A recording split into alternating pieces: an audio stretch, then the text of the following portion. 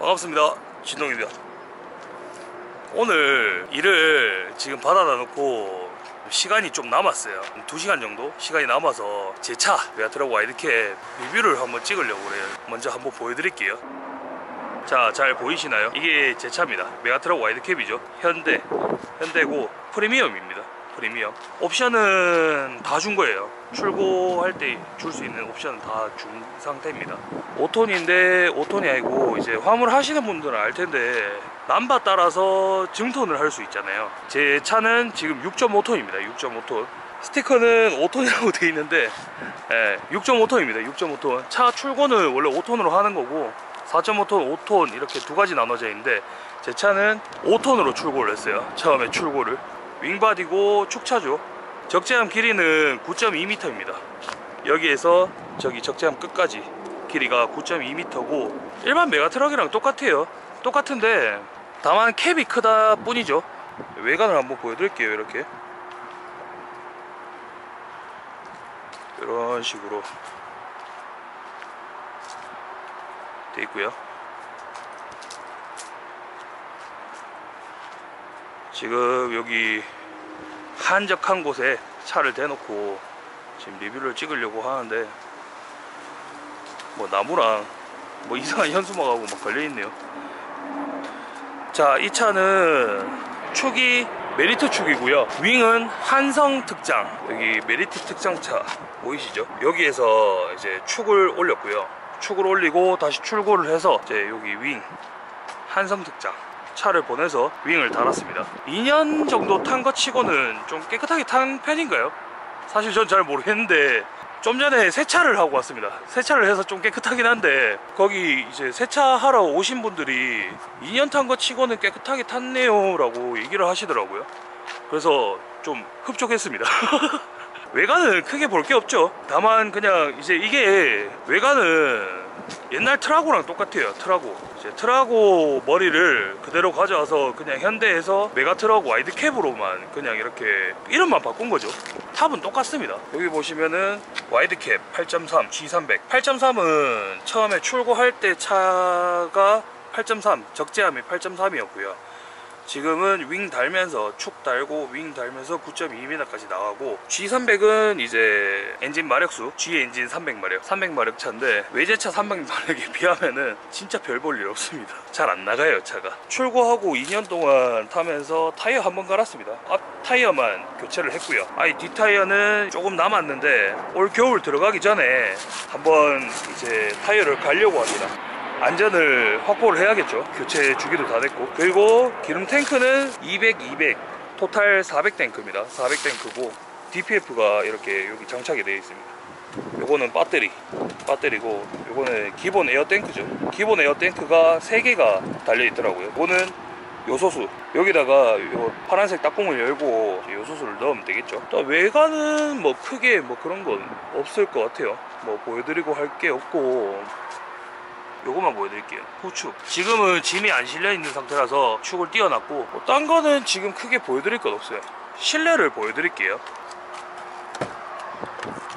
안이 굉장히 더러워요. 지금 실내를 청소를 해야 되는데 실내 청소를 제가 잘 안 해요. 한번 마음 잡고 한 번씩 하긴 하는데 이게 잘 안 되더라고요 보니까. 자, 여기가 운전석이고요. 여기는 뒷공간. 뒤에 침대 자리인데 사실 제가 누우면은 양옆으로 크게 자리가 없어요. 크게 자리가 없어서 그냥 마키형 집에 가서 좀 많이 신세를 집니다. 지금 이게 제 본 휴대폰이고 요거 같은 경우에는 이제 일할 때 쓰는 세컨 휴대폰이죠. 주말에 일 때문에 막 전화 오고 이러는 게 싫어서 휴대폰을 2대로 만들었어요. 요거 같은 경우에는 이제 내비용으로 쓰려고 태블릿을 한 대 구매를 했었습니다.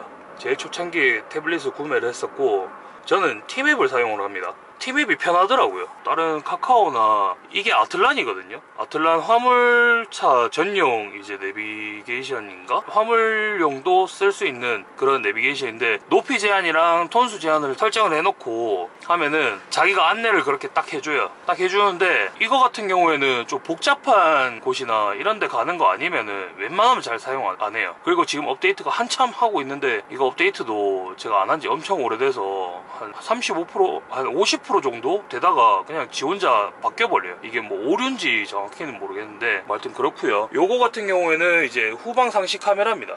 여기서 버튼을 조작을 하면은 이렇게 끄고 다시 켤 수가 있습니다. 요 버튼이 있고요. 버튼 같은 경우에는 잘 쓸 일이 없어서 휴대폰 거치를 해야 되니까 뭐 크게 사용 안 하니까 이렇게 거치를 해놓고요. 요거 같은 경우는 이제 추압력을 볼 수 있고 가변 추압력 보는 거죠. 사실 여기는 제 재떨이 자리인데 영상 보실 때 좀 불편하실까봐 일부러 뺐어요. 빼고 물병이랑 포카리 스웨이트를 꼽아놨는데 뭐 할 때 그렇습니다. 사실 이 버튼들을 잘 모르겠어요. 이거 같은 경우에는 DPF 강제 재생 장치라고 버튼이라고 알고 있고, 요거 같은 경우에는 구동축 타이어를 헛돌지 않도록 만들어주는 그 버튼인데 지금은 꺼놓은 상태죠. 켜놓으면은 그냥 헛돌아요. 이거는 이제 사이드미러 이제 그거 하는 거고, 요거는 아이들러인가 저거고, 이건 아예 안 써요. 이것도 안 쓰고 1월 이것도 안 쓰고, 이게 파워인가 그런데 고바이나 이렇게 올라갈 때 힘이 부족할 때 이렇게 버튼을 누르면은 조금 더 힘을 쓸 수 있도록 만든다고 하는데 이렇게는 안 써요. 비상등이랑 이제 사이드미러 열선만 쓰고 이렇게는 아예 안 씁니다. 뭐 이게 다입니다. 여기 왼쪽에 보시면은 이제 사이드미러 각도 조절하는 거 있고, 요 같은 경우에는 이제 이렇게 계기판하고 여기 버튼들 밝기 조절하는 겁니다. 아예 끌 수도 있고 이렇게 올릴 수도 있어요.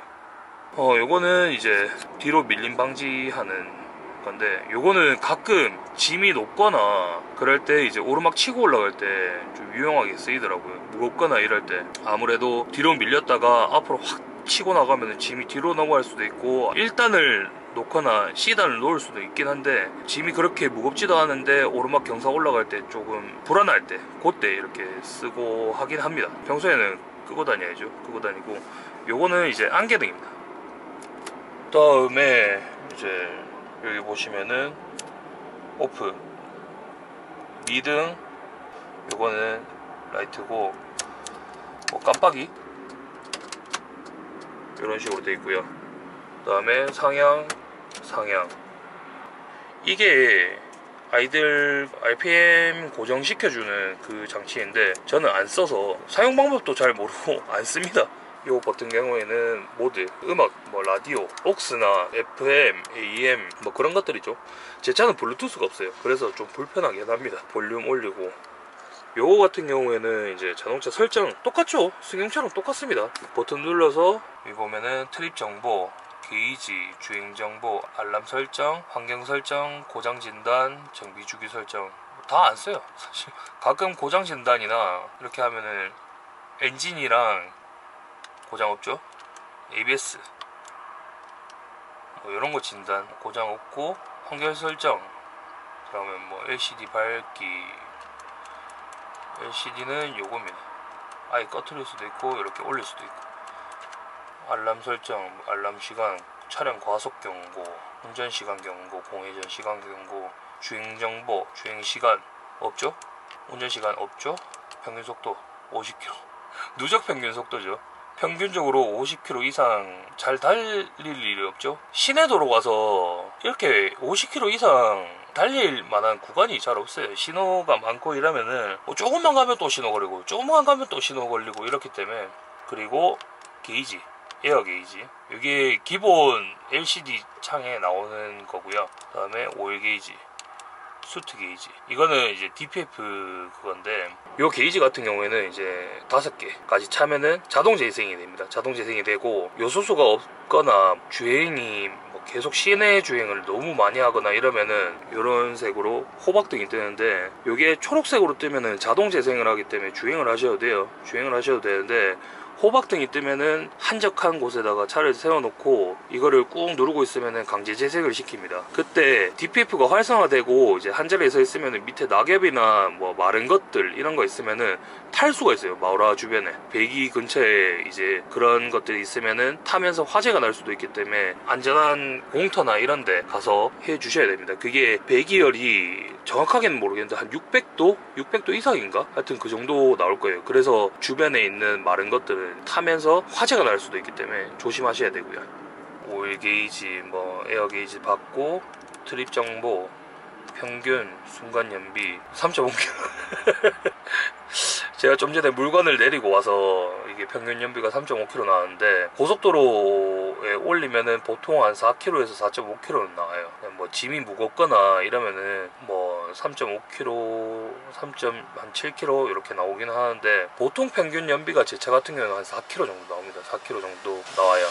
주행 가는 거리, 연료 소모량 1266km. 이게 연료 소모량이 제가 이때까지 기름을 썼는 거예요. 차를 처음에 출고를 해서 그때부터 지금까지 썼는 기름이 55,776리터입니다. 키로수가 236,937km죠. 2년 조금 더 됐죠. 이제 10월이니까 재작년 9월 말에 출고를 했고요. 2년하고 한 달 정도죠. 2년 한 달 동안 236,937km를 탔습니다.